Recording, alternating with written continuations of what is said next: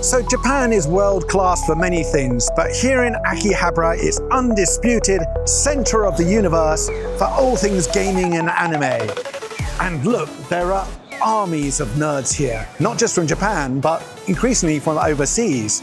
Nerds come here because they want to throw themselves into anime, cosplay, gaming culture, and what's wrong with that? Take the edges off life, live in the dream world. It's a must visit when you're here in Tokyo. The downside, well, I do hear women especially say sometimes they're creeped out by this place. You know, the nerds here make their skin crawl. And more specifically, they worry that this dream world that nerds enter leads to unrealistic expectations of what they can expect from women. They have these scantily clad characters in anime, and these already not very socially adequate people are going to be even more removed from normal life by plunging deeper into this fantasy world. We'll be taking you to the Tokyo game show that drives a lot of this industry. We'll be going into the back streets to check out what the nerds are into these days, and you can make up your own minds.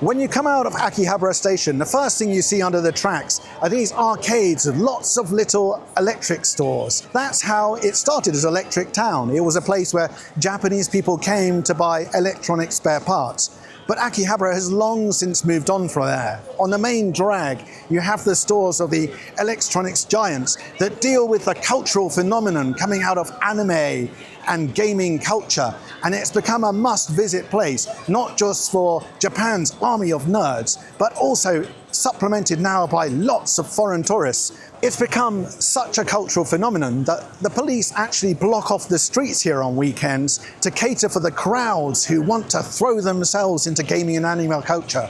And if you cross the streets, though, into the back streets, that's where it gets really interesting, because you find all these little stores that cater to a vast array of niche obsessions. Let's have a look.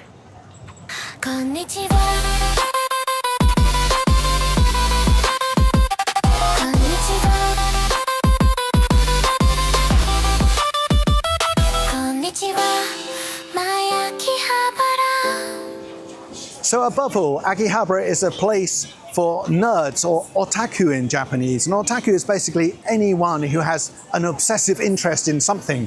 In the case here, it's gaming and anime. And one thing that I think is wonderful about Japanese culture is that they don't persecute nerds or otaku. In fact, it's highly respected if you are dedicated to one interest and you get into it even like 110%. And this town is a place where you can indulge in your interests just like that. This is not the case in the West, where nerds are traditionally people who are scorned or often bullied at school. But Japan's a very unviolent, non-aggressive society, and you're free to follow your obsession. And I like to think that the exporting of Japanese nerd culture has contributed to the movement in a world where nerds like Elon Musk and Mark Zuckerberg have actually taken over in entertainment, society, and business.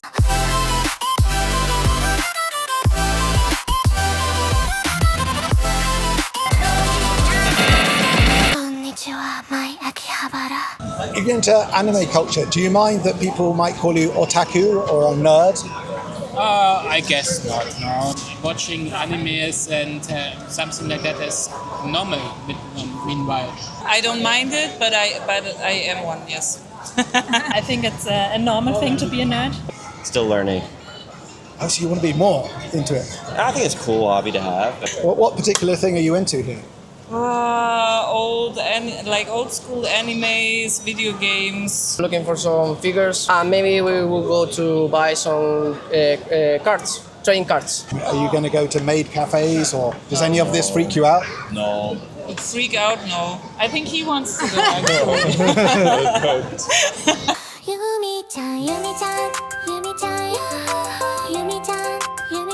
And then, of course, no visit to Akihabara will be complete without going to a Maid Cafe. As a video production company, we filmed in a couple of times. I can tell you what goes on. The maids, they go into the super cutesy Japanese thing. and they'll sing for you, they'll dance for you, they'll do lots of little memes like this. They'll give you food that is fit for a child with drawings and pictures on it. And it's very innocent fun. It doesn't really do it for me, but for the dorky customer base, it's a chance to interact with females that they wouldn't normally get. Now, don't get me wrong, I've never heard of any sexual edge to maid cafes. No prostitution, no takeouts or anything like that. But I do hear that one big difference with hostess bars is that you can't be a hostess until you're 20 years old, but you can be a maid from when you're 15. And I have heard it that some customers go there because they get to interact with younger teenage girls they would never normally meet. Make of that what you will.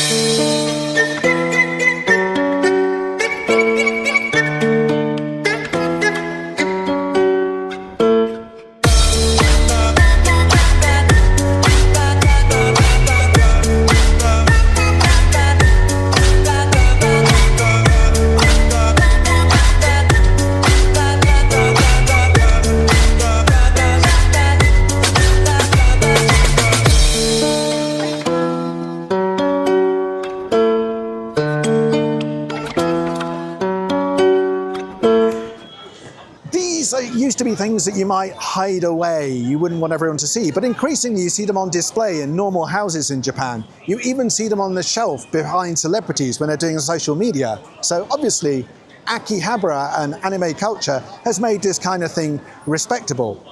For myself, I really can't imagine how much pleasure I'd get just from putting this on my desk, and to be honest, I'd be embarrassed to display this at home. If I took a suitcase full of this stuff back to England, I'd be worried about getting undue attention from customs officials. But, you know, looking around the shop, there are people my age shopping for this kind of thing. They're obviously fascinated in collecting these kind of items, don't see any shame in it. And it's not just Japanese people, I see foreigners buying these things too. So Akihabara and the whole anime culture phenomenon has obviously made this kind of thing socially acceptable. So why did we get this particular figurine?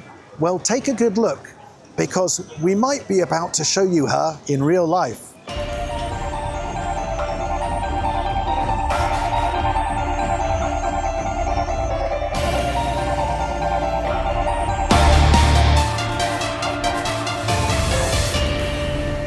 So once a year, the most introverted people in the world focus their geekiness in one place. Welcome to the Nerd Olympics.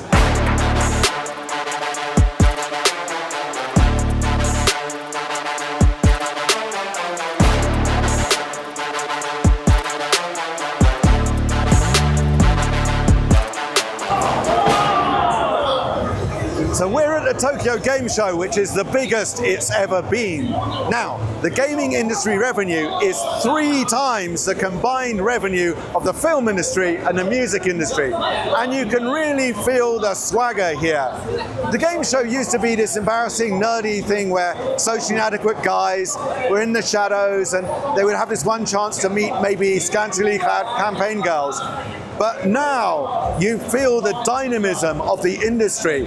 The gaming industry is so important for Japan. It attracts the best creative talent in Japan, the creative directors, the costume designers, the story writers. And with these games, they're a huge export of Japanese concepts throughout the world. And in that sense, it's like the gaming industry has begun to wag the dog of the entertainment industry. You even get the sense that the nerds here have become more fashionable than they used to be. And the campaign girls are still here, but they're more in costume and more in character than they used to be. There's a confidence to the industry, and it's really uplifting to be here. This is the phoenix that might save Japan.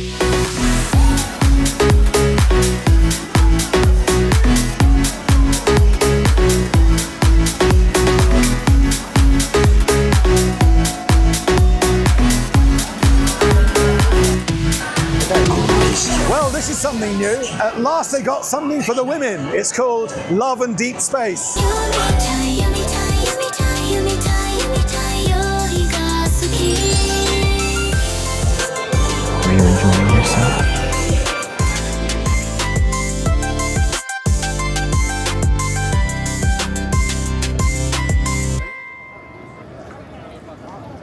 All the games and gadgets that you see at the Tokyo Game Show used to debut here in Akihabara. But what happens to the games and figurines that are no longer trendy? Well, this place here is called by some people a graveyard of figurines, and by collectors a treasure trove. This massive building here. And it's called Mandarake.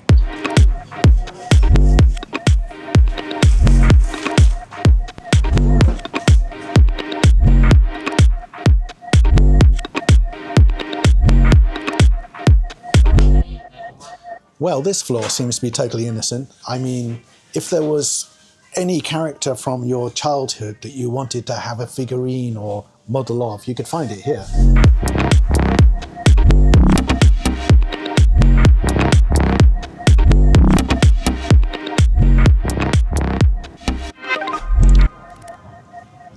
So this touches on a subject that I covered a lot as a journalist for the American news agency Associated Press, is there's a big difference between what is considered as an acceptable level of nudity and violence in anime and cartoons in the USA and in Japan, as the recent R rating in the USA of Demon Slayer, a movie from Sony. It means that you have to be accompanied by an adult if you're under 17 to see the movie in the States, whereas in Japan there's no restriction at all. It's quite an issue in Akihabara because you see these characters that are very questionable about what age they are, and then if they're minor appearing, is it okay to show them in a sexual way? It's been an ongoing controversy amongst academics, journalists, and even at government level between the USA and Japan.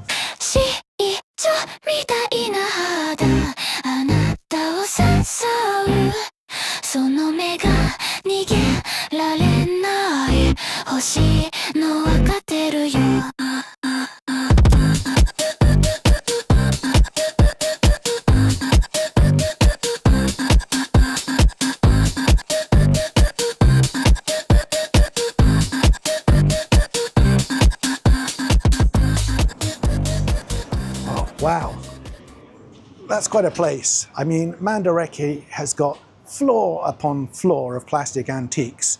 I mean, there's sci-fi, there's anime, there's comedy, there's adventure. It caters to any genre. One thing you can't help noticing is the ever-presence of these kind of sexualized, very young-looking anime, scantily clad females.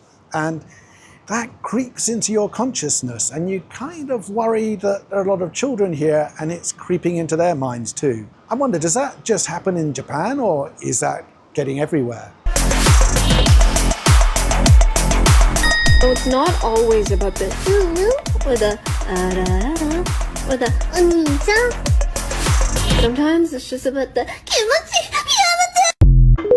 I don't know if you've seen this recent trend where girls combine video of themselves with something called ahegao, which is a kind of orgasmic expression used in anime where they kind of cross their eyes and stick out their tongue as if it's an orgasm. I mean, that comes from anime porn intended for men, but now girls are using it to get clicks.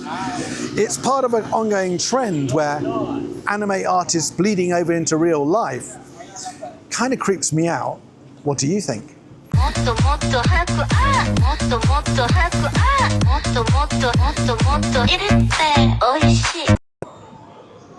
So there we have it, Akihabara, the center of world anime culture. Now, there's two ways of looking at this place and this culture. One is that it is just harmless fun. Why not embrace the inner nerd and throw yourself into the confluence of Japanese technology and anime art? But the other way of looking at it is that maybe it's just a cynical, corporate-driven, slippery slope into further isolation for men who were probably not very socially adequate to begin with. Well, like and subscribe and tell us what you think.